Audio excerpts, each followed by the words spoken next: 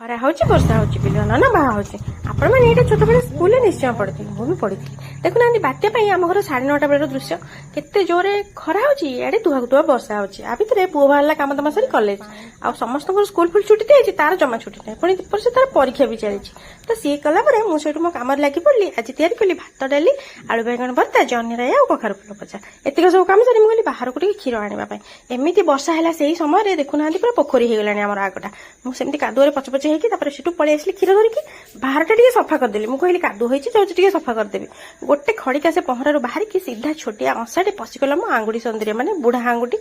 ଆଗରେ ମୁଁ ଭାବିଲି ମୋର କଣ ନଖା ହେଇଛି ଏତେ ଜୋର ଦରଜ ହେଇଛି ତାପରେ ଦେଖିଲା ବେଳକୁ ସିଫ୍ଟି ପିନ୍ଧା ତାକୁ ତଡ଼ତଡ଼ି କଲା ବେଳକୁ ଗୋଟେ ଛୋଟିଆ ଖଡ଼ିକାଟେ ବାହାରିଲା ସେ ମୋତେ ଆଜି ଭାରି କଷ୍ଟ ଦେଲା ସାଙ୍ଗମାନେ ତାପରେ ମୁଁ ସ୍ୱାମୀଙ୍କୁ ଫୋନ କଲି ମୋ ପାଇଁ ଟିକେ ମେଡିସିନ ନେଇ ଆସିବ ଆଉ ସେ ମେଡିସିନ ସାଙ୍ଗରେ ସେ ପିଜୁଳି ଏତେ ସୁନ୍ଦର ପିଜୁଳିଟା ନେଇକି ଆସିଛନ୍ତି ତାପରେ ଆମେ ତାକୁ କାଟି କୁଟିକି ଖାଇଲୁ ଆଉ ଘର କଥା ମନେ ପଡ଼ିଗଲା ଏତେ ଏତେ ପିଜୁଳି ବାଲ୍ଟିଏ ବାଲ୍ଟିଏ ତୋଳା ହୁଏ ମୋ ଶାଶୁମା ତାକୁ ଗାଈକୁ ଖୁଆଇ ଦିଅନ୍ତି